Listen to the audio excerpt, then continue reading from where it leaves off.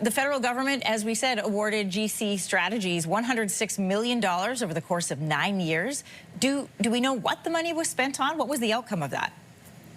So the contracts that we looked at were from a period from 2015 to 2024. There was 106 contracts, and they were valued at $93 million, but they spent $64.5 million.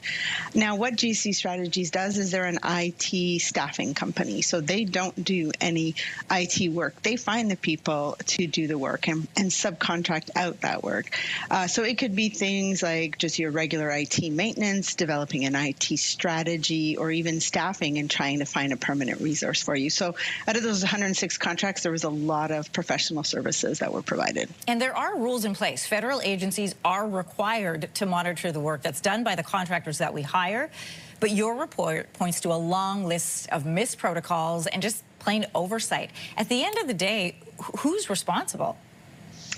So ultimately, the way the federal government works is every deputy head of a department who would enter into a contract. So here there was 31 federal organizations that entered into contracts. They would ultimately be responsible.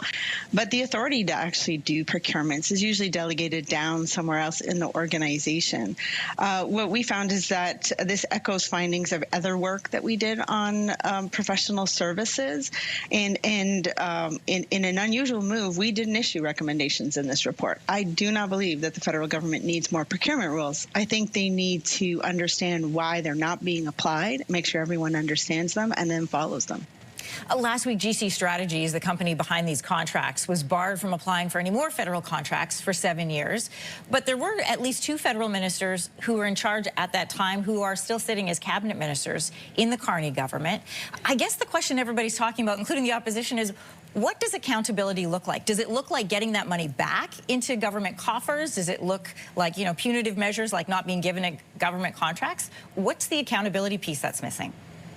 Well, there are a lot of accountability mechanisms throughout the public service, and it could start with the individual who's actually doing the work, so signing off and authorizing payment who didn't ensure that they had appropriate backup. It doesn't mean the work wasn't done. It means they didn't request either timesheet or proof that the work was done.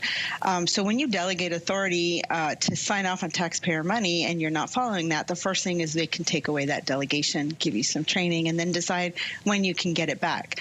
I mean, as it moves up the ladder, I wouldn't expect that elected officials would be involved in day-to-day contracting, but ultimately it's the deputy head of every organization that is accountable for the decisions made within their sphere of influence. You and I are talking about contracts in the past. Let's look ahead to the future. We've recently had an announcement about a long list of government spending that we want to do around defense. And your report also talked about the F-35 jets and the fact that they are going to be more expensive than was originally budgeted for. What are you looking for from the Carney government as we go forward and procure more and spend more of our Canadian tax dollars on spending? What needs to happen to make sure that what's in these last few reports of yours doesn't happen anymore? So in our report on the F-35s, we were looking to see how ready national defense was to start receiving the first F-35s. They're expected to arrive in Canada in 2028.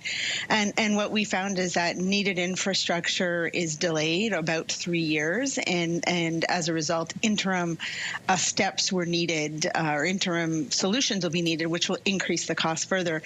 But more importantly, we saw that the budget that was originally planned was based on outdated information, and the costs have increased from $19 billion to $27.7 billion. What I would expect is that national defense will follow our recommendations and do a much more regular follow-up and monitoring of costs and being more proactive to deal with risks instead of the reactive nature that we saw in some cases. Given what you've put out through in your last 4 reports, be honest, are you confident that a government can follow through with what you've recommended to make sure, and I'm using plain language, to make sure Canadians don't get hosed on government contracts? Well, I think when it comes to the procurement rules, you're right. I went back in time and looked at a period that we had already looked at, and this just reinforced the rules that we saw. Some changes were made, but what I'm concerned about is those changes just added more steps and rules.